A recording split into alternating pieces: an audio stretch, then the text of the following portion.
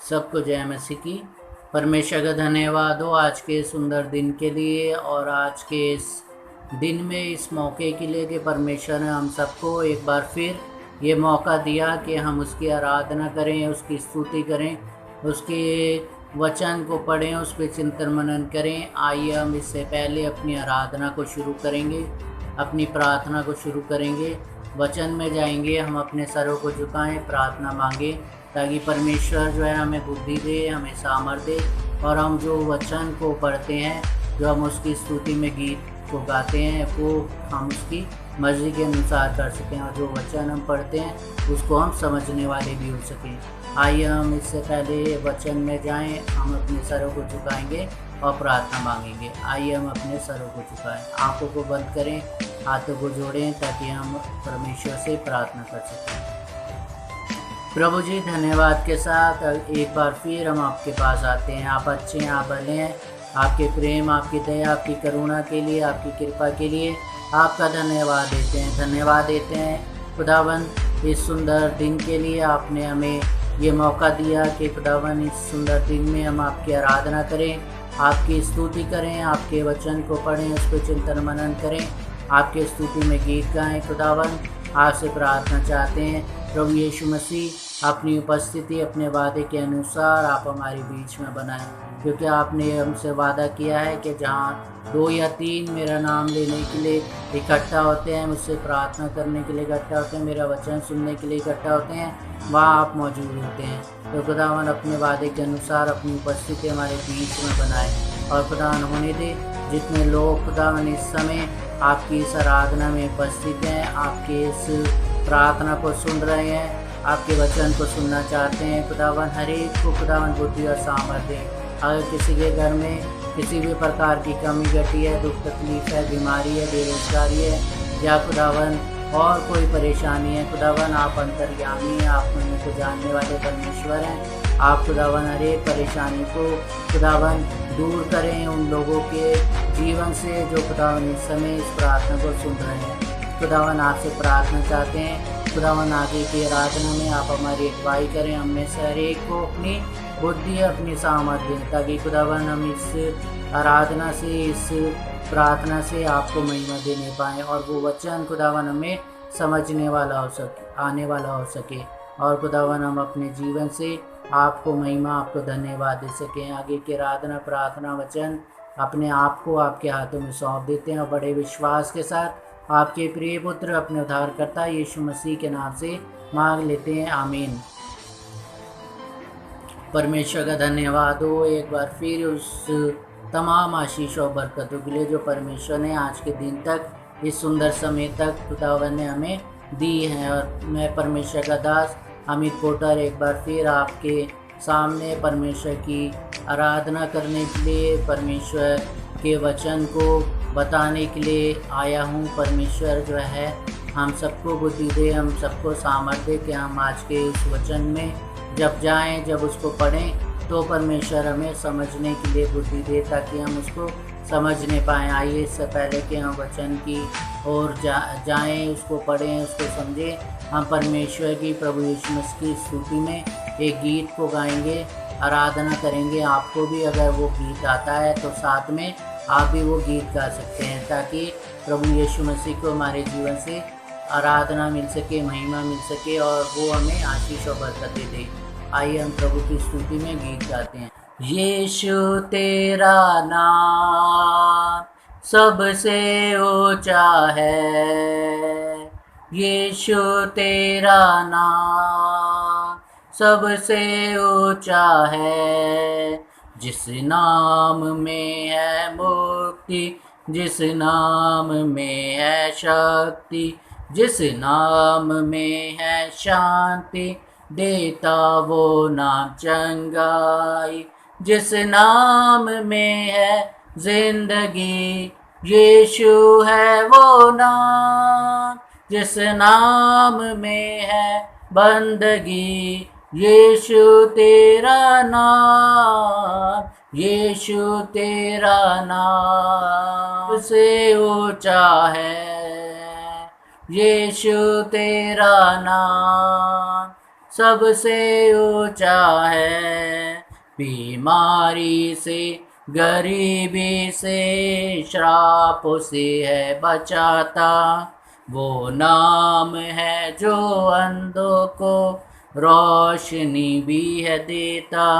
बीमारी से, गरीबी से, श्राप से है छुड़ाता, वो नाम है जो अंधों को रोशनी भी है देता। जिस नाम में है जिंदगी, यीशु है वो नाम। जिस नाम में है बंदगी, यीशु है वो नाम। यीशु तेरा नाम सबसे ऊंचा है। यीशु तेरा नाम सबसे ऊंचा है। जिस नाम में शैतान डरे, उस नाम की जय जय करे। जिस नाम से ज़माना झुके, उस नाम को हम सलाम करें। जिस नाम में है जिंदगी, यीशु है वो नाम। जिस नाम में है बंदगी, यीशु है वो नाम। यीशु तेरा नाम सबसे ऊंचा है। यीशु तेरा नाम सबसे ऊंचा है। यीशु तेरा नाम सबसे ऊंचा है। प्रभु का धन्यवाद हो इस सुंदर गीत के लिए। और सच में जो है यीशु मसीह का नाम जो है सबसे ऊंचा है, और उससे हमें बीमारियों से जो है चंगाई मिलती है, श्रापों से छुटकारा मिलता है। तो प्रभु यीशु मसीह का नाम जो है सबसे ऊंचा है, और हमें हमेशा जो है प्रभु यीशु मसीह की स्तुति करनी है, आराधना करनी है, उसके वचन को पढ़ना है, बाइबल को पढ़ना है, उससे जुड़े रहना है, ताकि हम जो है अपनी परेशानियों से जो है दूर हो जाएं। क्योंकि जब हम परमेश्वर के वचन को पढ़ते हैं, बाइबल को पढ़ते हैं, तो प्रभु यीशु मसीह हमें चंगाई देता है। हम जब उसके चंगाइयों के वचन पढ़ते हैं, जब हम उसकी स्तुति में गीत गाते हैं, जब हम उससे प्रार्थनाएं करते हैं, ये सब जो है प्रभु यीशु मसीह को बहुत ही अच्छा लगता है, बहुत ही प्रसन्न होता है प्रभु यीशु मसीह जब हम उसकी आराधना करते हैं। प्रभु का धन्यवाद हो इस सुंदर गीत के लिए। आइए हम पवित्र वचन में जाएंगे और हम निकालेंगे पवित्र वचन में से, नए नियम में से, लूका की इंजील उसका 17वां अध्याय, लूका की इंजील उसका 17वां अध्याय उसकी 20 वचन से पढ़ेंगे, और उसके 20 वचन से हम पढ़ेंगे उसके 37वें वचन तक। 20 वचन से 37वें वचन तक, लूका की इंजील 17वां अध्याय 20 से 37 वचन तक। और इसमें इस प्रकार से लिखा है, अगर आपके पास बाइबल है तो आप भी जो है ये बाइबल में से निकाल सकते हैं, पढ़ सकते हैं, ताकि जो है आप बाइबल में से निकालेंगे, खुद जब आप पढ़ेंगे तो जो आपको बताया जाता है वो आपको अच्छे से समझ में आने वाला हो सकेगा। और जब आपको समझ में आएगा तो आप प्रभु की महिमा अच्छे से करने पाएंगे और प्रभु को धन्यवाद भी देने पाएंगे। आइए मैं आपके सामने वचन पढ़ता हूँ, लूका की इंजील 17 अध्याय उसकी 20वें वचन से, जिसकी हेडिंग ऊपर लिखी है परमेश्वर के राज्य का आगमन। परमेश्वर के राज्य का आगमन उसके 20वें वचन से मैं आपके सामने पढ़ रहा हूँ। जब फरीसियों ने उससे पूछा कि परमेश्वर का राज्य कब आएगा, तो उसने उनको उत्तर दिया, परमेश्वर का राज्य दृश्य रूप में नहीं आता। तो परमेश्वर ने क्या, प्रभु यीशु मसीह से जो है बाकी फरीसी लोग जो हैं वहाँ पे बैठे हुए हैं, जो धार्मिक अपने को मानते थे, जो अपने को जो है बहुत ही जो है ज्ञानी मानते थे, व्यवस्था का पूरा करने वाले मानते थे, जिनको जो समझते थे कि हमें जो है वचन का बहुत ज्ञान है। तो वो प्रभु यीशु मसीह से एक क्वेश्चन पूछ रहे हैं, और वो क्वेश्चन क्या है, पर जब फरीसियों ने उससे पूछा कि परमेश्वर का राज्य कब आएगा, तो उन्होंने प्रभु यीशु मसीह से ये क्वेश्चन पूछा कि परमेश्वर का राज्य कब आएगा। तो प्रभु यीशु मसीह क्या कह रहा है, तो उसने उनको उत्तर दिया, यीशु मसीह ने फरीसियों को ये उत्तर दिया परमेश्वर का राज्य दृश्य रूप में नहीं आता। परमेश्वर का राज्य दृश्य रूप में नहीं आता। दृश्य मतलब जो हमें दिखाई दे वैसे रूप में नहीं आता है परमेश्वर का राज्य। तो ऐसे प्रभु यीशु मसीह ने उनको उत्तर दिया। और फिर क्या कहा 21वें वचन में, और लोग ये ना कहेंगे देखो यहाँ है क्या वहाँ है, क्योंकि देखो परमेश्वर का राज्य तुम्हारे बीच में है। तो प्रभु यीशु मसीह क्या बता रहे हैं कि तुमसे लोग जो है ये ना कहेंगे देखो यहाँ है या वहाँ है। तो प्रभु यीशु मसीह क्या अपने बारे में बता रहा है कि स्वर्ग का राज्य जो है, परमेश्वर का राज्य तुम्हारे बीच में है। वो प्रभु यीशु मसीह क्या बता रहा है उनको, साफ तौर पे बता रहा है कि मैं तुम्हारे बीच में हूँ, वही जो है स्वर्ग का राज्य है। स्वर्ग का राज्य तुम्हारे बीच में है। तो प्रभु यीशु मसीह फरीसियों के बीच में बैठे हुए थे और फरीसी जो है उनसे क्वेश्चन कर रहे थे। तो प्रभु यीशु मसीह ने सीधे रूप में बोला कि परमेश्वर का राज्य प्रकट रूप में नहीं आता है, दृश्य जो है दृश्य रूप में नहीं आता है कि तुम्हें दिखाई दे, लेकिन जो है स्वर्ग का राज्य परमेश्वर का राज्य जो है तुम्हारे बीच में है। तो प्रभु यीशु मसीह जो है उनके बीच में बैठा हुआ था। वो फिर भी जो है फरीसी जो है ये समझ रहे थे परमेश्वर का राज्य कोई कुछ और चीज़ होगी जब परमेश्वर का राज्य आएगा, लेकिन उनको ये नहीं पता था कि जिससे वो ये क्वेश्चन कर रहे हैं वो ही परमेश्वर है। और परमेश्वर जो है प्रभु यीशु मसीह के रूप में जो है पृथ्वी पे आया हुआ है।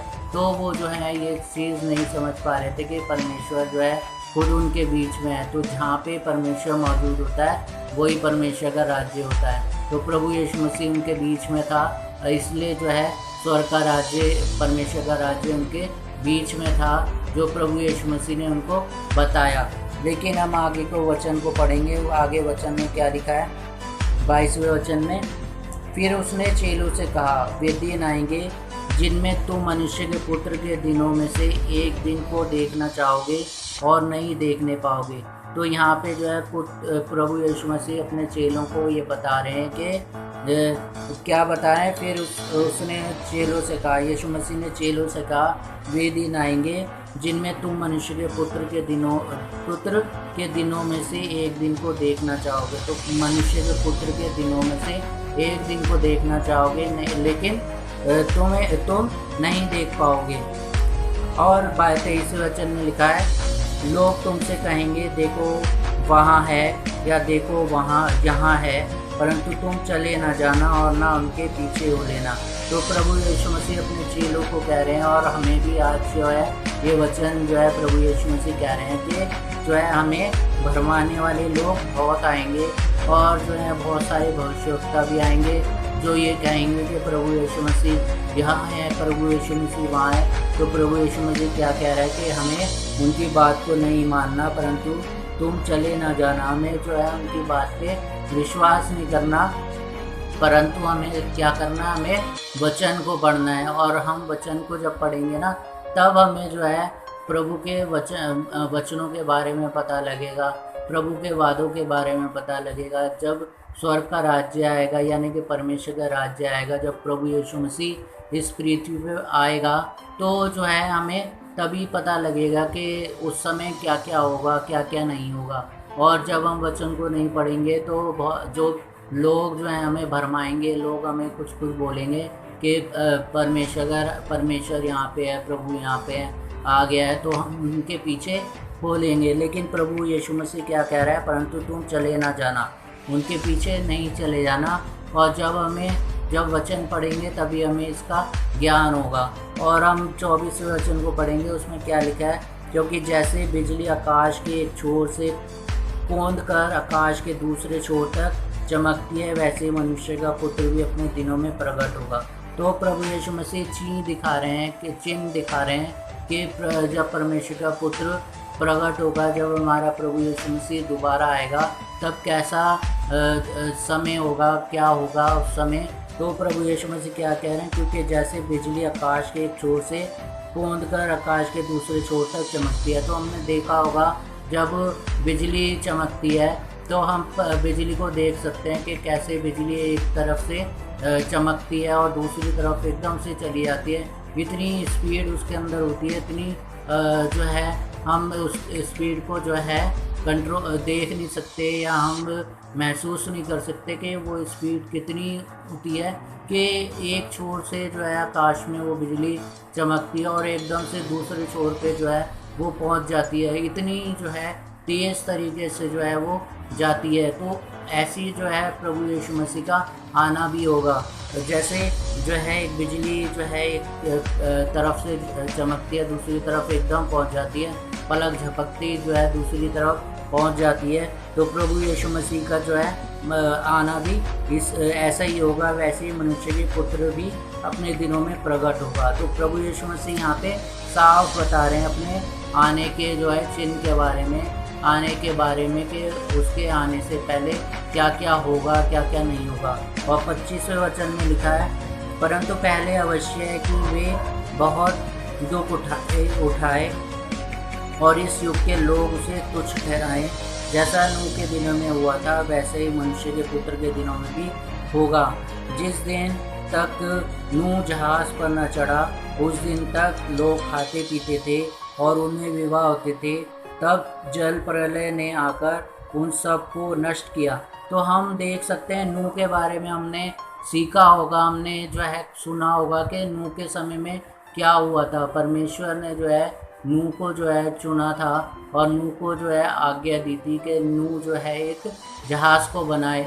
और जब वो जहाज़ को बना रहा था तो जब हम वचन को पढ़ते हैं तो लोग जो हैं उसके ठट्टे उड़ाने लगे, उसकी हंसी उड़ाने लगे और कहने लगे कि इतना जो है यहाँ पे इतने वर्षों से बारिश नहीं हुई है और धूप इतनी तेज़ निकल रही है, तू जो है नाव बना रहा है। जबकि नूह ने जो है उन लोगों को ये बताया था कि बारिश होने वाली है और जो है सब कुछ ख़त्म हो जाएगा। लेकिन फिर भी जो है लोग उसके ठट्टे उड़ा रहे थे, उसकी हंसी उड़ा रहे थे कि जो है यहाँ पे जो है इतने सालों से इतने वर्षों से बारिश नहीं हुई है और धूप निकल रही है, इतनी गर्मी पड़ रही है और तू जो है जहाज़ बना रहा है। और लोग जो है उसकी ठट्टा उड़ा रहे थे। लेकिन जब वो परमेश्वर की आज्ञा को पूरी कर रहा था और उसने जैसे ही परमेश्वर ने जहाज़ को बनाने को उसको बोला था, जितना लंबा बनेगा, जितना चौड़ा बनेगा, जितना ऊंचा बनेगा, सारी चीज़ें जो परमेश्वर ने बताई थी वैसे ही वो कर रहा था। जब हम परमेश्वर के वचन को पुराने नियम में पढ़ेंगे तो हमें पता लगेगा कि परमेश्वर ने जैसे उसको बोला था जहाज़ को बनाने को कि कितना लंबा होगा, कितना चौड़ा होगा, क्या कहाँ खिड़की होगी, कहाँ दरवाजे होंगे, वो सारी चीज़ें जो है उसने परमेश्वर के कहे अनुसार बनाई थी। और परमेश्वर ने जो है सारे बनेले पशुओं को जो है रखने को बोला कि पशुओं को भी रखना है, पक्षियों को भी रखना है, ताकि उनकी प्रजातियां जो है ख़त्म ना हो जाएं। और परमेश्वर के कहे अनुसार नूह ने जो है ऐसे ही किया। और जब बारिश हुई तो जो है सारे लोग जो हैं जो परमेश्वर के उस जन की बात नहीं मानी थी, नूह की बात नहीं मानी थी, वो सब डूब के मर गए। और परमेश्वर की आज्ञा को नहीं माना था या बातों को नहीं माना था, वो सारे जो है व्यक्ति डूब के मर गए। लेकिन नूह और उसका परिवार और तमाम वो जो जानवर परमेश्वर ने बोले थे, पक्षी बोले थे, वो जो जहाज़ में चले गए थे वो सब बच गए। तो हम इस वचन में पढ़ रहे हैं कि नूह के दिनों को दोनों में हुआ था वैसे ही मनुष्य के पुत्र के दिनों में भी होगा। तो बहुत सारे लोग जो हैं प्रभु यीशु मसीह के उस दिन के ऊपर विश्वास नहीं करेंगे। जैसे बहुत सारे लोगों ने नूह के समय में भी नूह की बातों पे विश्वास नहीं किया था कि परमेश्वर ने ऐसा बोला था और उन्होंने नहीं विश्वास किया, वो डूब के मर गए। तो परमेश्वर का वचन क्या बता रहा है कि नूह के दिनों में जैसा हुआ था वैसे ही मनुष्य के पुत्र के दिनों में भी होगा। तो बहुत सारे लोग जो हैं प्रभु यीशु मसीह पे विश्वास नहीं करेंगे कि प्रभु यीशु मसीह जो है आने वाला है, हमें तैयार होना है। तो जो है वैसा ही होगा। जैसे बहुत सारे लोग जो हैं जो विश्वास नहीं करेंगे वो मारे जाएंगे, लेकिन जो विश्वास करेंगे वो बच जाएंगे। लेकिन प्रभु का वचन क्या बता रहा है, जैसे बिजली एक तरफ से चमकती है और दूसरी तरफ पलक झपकती चली जाती है, वैसे ही अचानक से जो है प्रभु यीशु मसीह का आना हो जाएगा। और जो है उस दिन को कोई भी मनुष्य नहीं जानता। लेकिन हम देख सकते हैं वचनों में जब हम जाते हैं, हम आज के दिनचर्या में जाते हैं तो बहुत सारे लोग जो हैं भविष्यवाणियाँ कर रहे हैं, बहुत सारे लोग जो हैं बोल रहे हैं कि प्रभु यीशु मसीह आने वाला है। एक परमेश्वर के सेवक हैं और जो है उनका नाम मैं आपके सामने नहीं बताना चाहूँगा, लेकिन उन्होंने जो है 2-2.5 महीने पहले जो है भविष्यवाणी कर दी कि जो है परमेश्वर प्रभु यीशु मसीह 1.5 महीने में आने वाला है और सारी दुनिया जो है ख़त्म होने वाली है। और उस भविष्यवाणी को आज जो है 2-2.5 महीने हो चुके हैं, लेकिन प्रभु यीशु मसीह नहीं आया है। तो परमेश्वर के वचन में हम देख रहे हैं कि ऐसे बहुत सारे झूठे भविष्यवक्ता जो है उठ खड़े होंगे और हमें जो है उन झूठे भविष्यवक्ताओं की बातों को नहीं मानना। लेकिन ये कब होगा?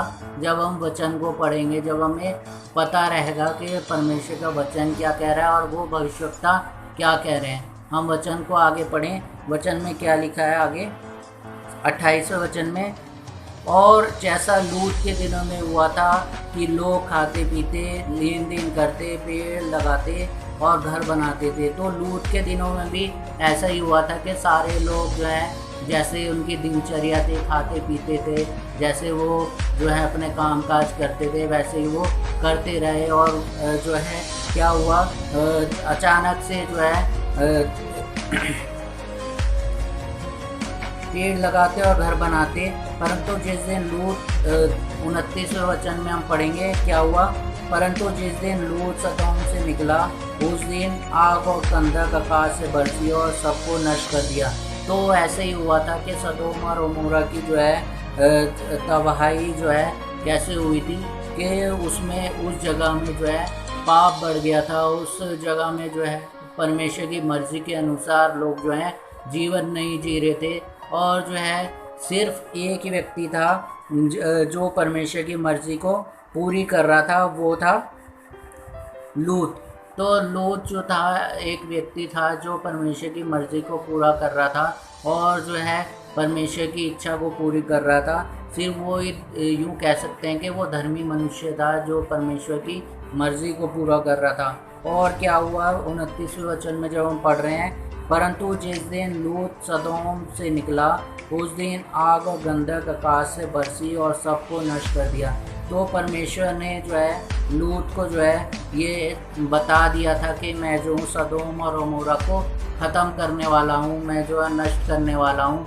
लेकिन जो है बहुत सारे लोगों ने जैसे नूह के ऊपर विश्वास नहीं किया था कि बरसात होएगी 40 दिन 40 रात जो है बारिश होती रहेगी और सब कुछ ख़त्म हो जाएगा, वैसे ही जो है लूत के समय में भी हुआ। लूत को भी जो है परमेश्वर के चुना हुआ जो है वो जो था जन था, परमेश्वर ने उसको चुना था और परमेश्वर ने उसको बता दिया था कि मैं सदोम और अमोरा को ख़त्म करने वाला हूँ, उसको नष्ट करने वाला हूँ, क्योंकि वहाँ पे पाप बहुत बढ़ गया था। लेकिन बहुत सारे जो है वहाँ के लोगों ने, सिर्फ लूत और उसके परिवार के लोगों ने सिर्फ परमेश्वर की बात के ऊपर भरोसा किया, विश्वास किया और बाकियों ने नहीं किया। जिन्होंने नहीं किया वो सब जो है मर गए और जो है नष्ट हो गए। जब तक जो है लूत वहाँ पे रहा सदोम और अमोरा में, तब तक तो जो है आग नहीं बरसी, तब तक जो है परमेश्वर ने नष्ट नहीं किया। लेकिन जब वो निकल गया वहाँ से तब क्या हुआ 29वें, परंतु जिस दिन लूत सदोम से निकला, सदोम और अमोरा से जब लूत जब निकल गया तब क्या हुआ, और सबको क्या लिखा है इसमें, सदोम से निकला, परंतु जिस दिन लूत सदोम से निकला उस दिन आग और गंधक आकाश से बरसी और सबको नष्ट कर दिया। तो परमेश्वर के वचन में हम क्या कह रहे हैं कि परमेश्वर के वचन को जो नहीं सुनते हैं या कोई जो है परमेश्वर जैसे लूत को यूज़ कर रहा था कि परमेश्वर की बातों को वो जो है लोगों को बताए कि लोग जो हैं उस परमेश्वर का भय माने कि परमेश्वर जो है नष्ट कर देगा, सदोम और अमोरा को नष्ट कर देगा अगर वो अपने जीवन को नहीं बदलेंगे, पापों को नहीं छोड़ेंगे, गुनाहों को नहीं छोड़ेंगे, तो परमेश्वर जो है ख़त्म कर देगा। परमेश्वर की उस बात पे लूत को जो परमेश्वर ने दी थी वो उस बात पे जो है उन लोगों ने विश्वास नहीं किया। और जिस दिन जो है प्रभु का दास जो है लूत वहाँ से सदोम से निकला, उसी दिन जो है आकाश से जो है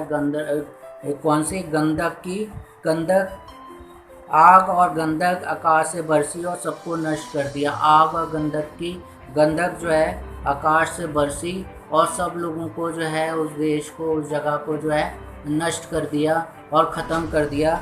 और तीसरे वचन में क्या लिखा है? मनुष्य के पुत्र के प्रकट होने के दिन भी ऐसा ही होगा। तो क्या कह रहे हैं कि प्रभु यीशु मसीह के प्रकट होने के दिन भी ऐसा ही होगा।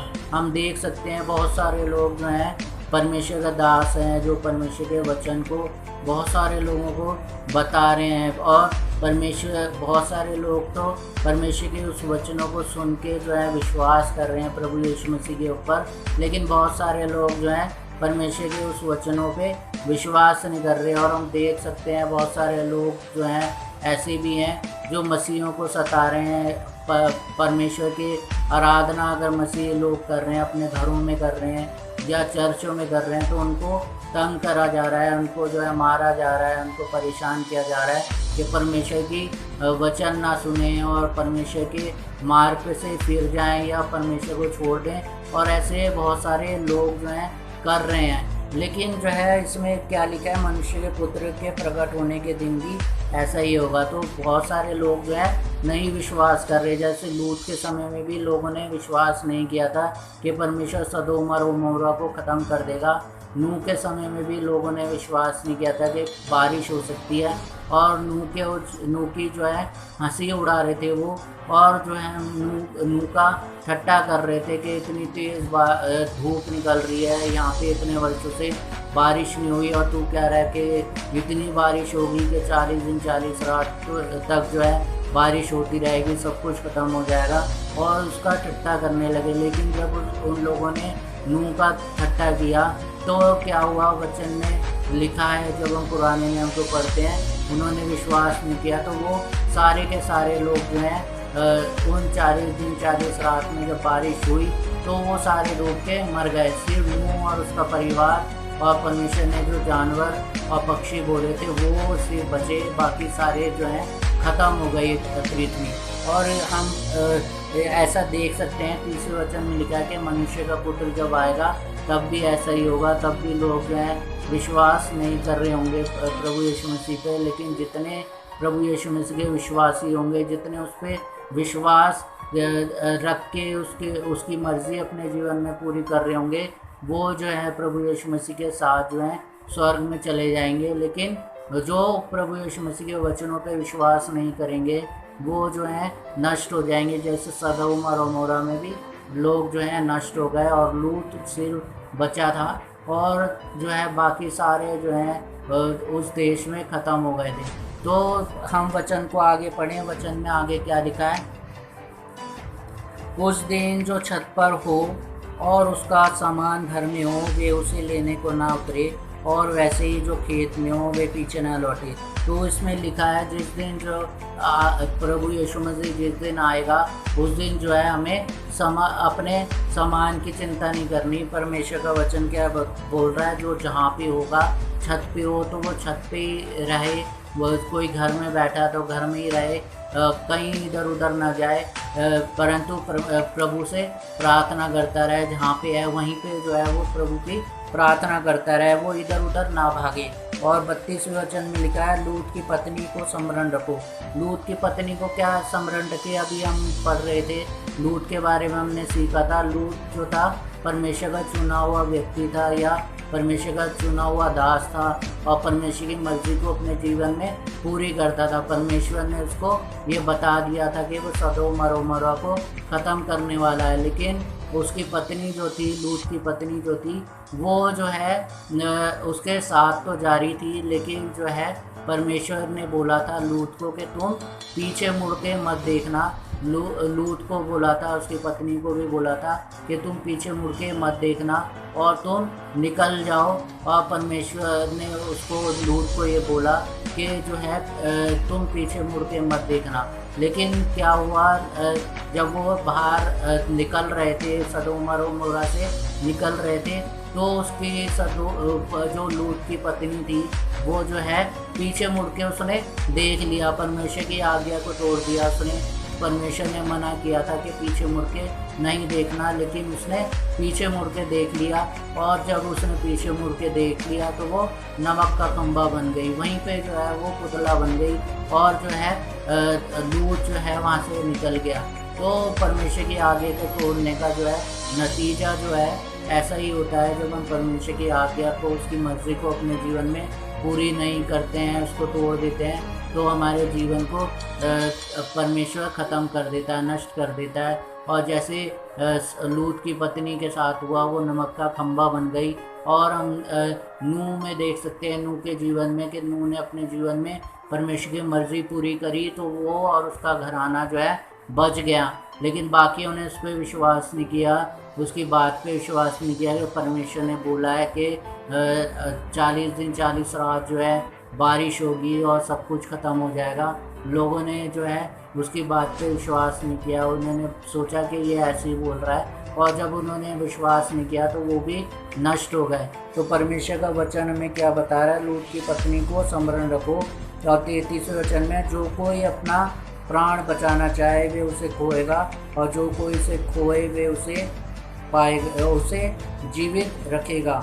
मैं तुमसे कहता हूँ, उस रात 2 मनुष्य एक खाट पर होंगे, एक ले लिया जाएगा और दूसरा छोड़ दिया जाएगा। तो वचन में क्या लिखा है कि उस रात जिस दिन प्रभु यीशु मसीह आएगा, जिस समय प्रभु यीशु मसीह आएगा हमें ले जाने के लिए, तो 2 मनुष्य जो हैं सो रहे होंगे, खाट पे सो रहे होंगे, और एक ले लिया जाएगा, एक छोड़ दिया जाएगा। तो ले लिया जाएगा वो व्यक्ति जो परमेश्वर की मर्ज़ी के अनुसार अपने जीवन को जी रहा होगा, और छोड़ दिया जाएगा वो व्यक्ति जो परमेश्वर की मर्ज़ी को नहीं अपने जीवन में पूरी कर रहा होगा। वैसे ही जो है परमेश्वर की जो है आज्ञाओं को तोड़ रहा होगा, जैसे लूत की पत्नी ने तोड़ी। पीछे मुड़ के नहीं देखना उसको बोला था, लेकिन वो पीछे मुड़ के देख रही थी, अपने घर को देख रही थी, अपने देश को देख रही थी, और नष्ट करते हुए देखना चाह रही थी। और जो है उसने जैसी उसकी आज्ञा को तोड़ा परमेश्वर की, वो नमक का खंभा बन गई। तो परमेश्वर के वचन में क्या लिखा है कि हम जो है अगर परमेश्वर की मर्ज़ी के अनुसार अपने जीवन को जिएंगे तो हम ले लिए जाएंगे। और अगर हम अपने जीवन में गलत चीज़ें कर रहे हैं, पाप कर रहे हैं, गुनाह कर रहे हैं, कोई ऐसी चीज़ कर रहे हैं जो परमेश्वर को नापसंद है, तो हम छोड़ दिए जाएंगे। हम जो है इधर ही छोड़ दिए जाएंगे, हमें जो है परमेश्वर प्रभु यीशु मसीह नहीं लेके जाएगा। और हम इस वचन को आगे पढ़ेंगे। 36वें वचन में लिखा है, तो 35वें वचन में लिखा है, 2 स्त्रियाँ एक साथ चक्की पीसी होंगी, एक ले ली जाएगी और दूसरी छोड़ दी जाएगी। और फिर आगे लिखा है, 2 जन खेत में होंगे, एक ले लिया जाएगा और दूसरा छोड़ दिया जाएगा। ये सुन उन्होंने उससे पूछा, हे प्रभु ये कहाँ होगा?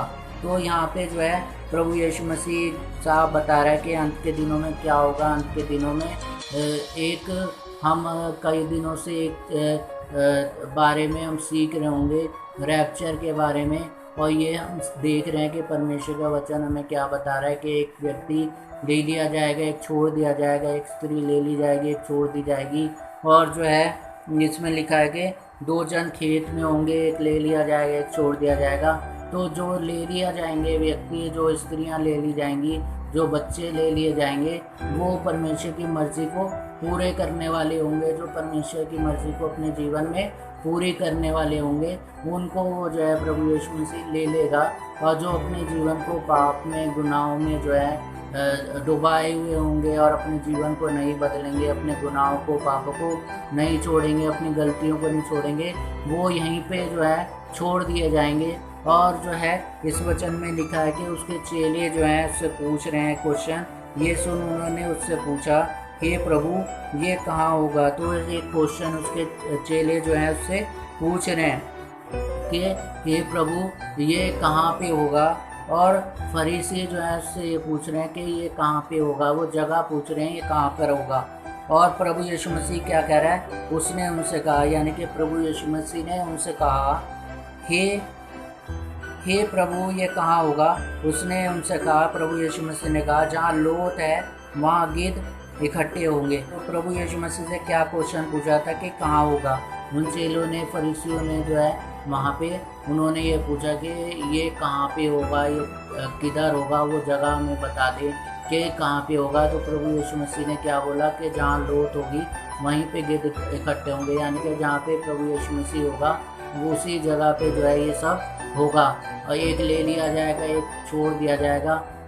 जब प्रभु यीशु मसीह दूसरी बार आएगा तो वो जो है अपने चुने हुए लोगों को लेके जाएगा, और जिस जगह पे प्रभु यीशु मसीह होगा वहाँ पे जो है सारे लोग जो हैं इकट्ठा होंगे, और जो प्रभु यीशु मसीह की मर्ज़ी को अपने जीवन में पूरी करते हुए पाए जाएंगे उनको वो ले लेगा, और जो अपने जीवन को आखिरी समय तक जो है पापों में, गुनाहों में जो है बिता रहे होंगे, चुगलियों में बिता रहे होंगे। हम देख सकते हैं बहुत सारे लोग ऐसे होंगे हमारे जान पहचान में जो चुगलियाँ करते होंगे, इधर की बात उधर, उधर की बात उधर। तो परमेश्वर के वचन में वो चीज़ें भी जो है मना है, और कि हम इधर की बात उधर ना करें, उधर की बात इधर ना करें। हम एक वचन को आखिरी में पढ़ेंगे, आखिरी में निकालेंगे, और हम देखेंगे उस वचन में क्या लिखा है। मत्ती उसका 24 अध्याय, उसकी 24वां वचन, मत्ती 24 उसकी 24 और 25वां वचन मैं आपके सामने पढ़ता हूँ। मत्ती 24 और 25। क्योंकि झूठे मसीह और झूठे भविष्यवक्ता उठ खड़े होंगे और बड़े बड़े चिन्ह और अद्भुत काम दिखाएंगे कि यदि हो सके तो चुने हुओं को भी भरमा दें। देखो, मैंने पहले से तुमसे ये सब कुछ कह दिया, इसलिए यदि तो वे तुमसे कहें देखो वे जंगल में है तो बाहर न निकल जाना, या देखो वे कोठरी में है तो विश्वास न करना। तो इसमें हमने क्या पढ़ा कि बहुत सारे जो हैं झूठे मसीह जो हैं उठ खड़े होंगे, झूठे मसीह और झूठे भविष्यवक्ता जो हैं उठ खड़े होंगे। वो कहेंगे कि मसीह वहाँ पे है, मसीह वहाँ पे है, प्रभु वहाँ पे है, प्रभु यीशु मसीह वहाँ पे है। और झूठे भविष्यवक्ता का मतलब है जो झूठी भविष्यवाणी करेंगे कि जो है अभी मैंने जैसे वचन में पहले आपको इसमें बताया था कि एक जो है प्रभु के दास हैं, उन्होंने भविष्यवाणी करी आज से जो है 2-2.5 महीने पहले जो है भविष्यवाणी करी कि अगले जो है 1.5 महीने में जो है प्रभु यीशु मसीह आने वाला है, और जो है सब कुछ ख़त्म हो जाएगा, सब कुछ जो है ख़त्म हो जाएगा, और जो है दुनिया ख़त्म हो जाएगी और अंत आ जाएगा, सब कुछ आ जाएगा। और उनके उस वचन को सुन के जो है सारे लोग जो हैं डरने लगे, जिन्होंने उनका वचन सुना था, जो भविष्यवाणी उनकी सुनी थी। वो जो है प्रभु के सेवक हैं, बिशप हैं, और उन्होंने जो है 2.5 महीने पहले ये भविष्यवाणी करी, और बहुत सारे लोगों ने जिन्होंने सुना था वो डरने लगे कि प्रभु आने वाला है, प्रभु यीशु मसीह आने वाला है। और जो है आज जो है उस भविष्यवाणी को 2.5 महीने बीत चुके हैं, और जो है उन्होंने भविष्यवाणी की थी कि 1.5 महीने में जो है प्रभु यीशु मसीह आ जाएगा।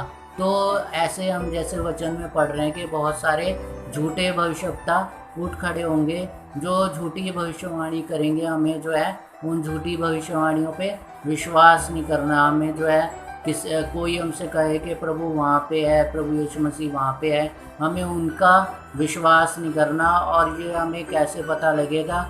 जब हम खुद वचन को पढ़ेंगे, खुद जो है बाइबल का अध्ययन करेंगे, बाइबल को पढ़ेंगे, सीखेंगे, समझेंगे, जानेंगे, तब हमें ये पता रहेगा। लेकिन अगर हम बाइबल को नहीं पढ़ेंगे, बाइबल को नहीं समझेंगे खुद, तब जो है कोई भी जो है झूठा भविष्यवक्ता हमें भरमा लेगा। हमें जो है कोई कुछ बोल देगा तो हम उसके ऊपर विश्वास कर लेंगे। और मैंने देखा कि उन जो है सेवक जो है परमेश्वर के, जिन्होंने जो है ये भविष्यवाणी की थी, और उनके उस वचन से बहुत सारे लोग जो हैं भय में चले गए, डर में चले गए कि प्रभु यीशु मसीह आने वाला है। लेकिन वचन में लिखा है कि वो प्रभु यीशु मसीह जब आएगा तो उस दिन का तो जो है प्रभु यीशु मसीह को भी नहीं पता, उस दिन का जो है स्वर्गदूतों को भी नहीं पता, केवल उस दिन का पिता को पता है। यानी कि जो प्रभु यीशु मसीह इस पृथ्वी पे जो जब आया था, परमेश्वर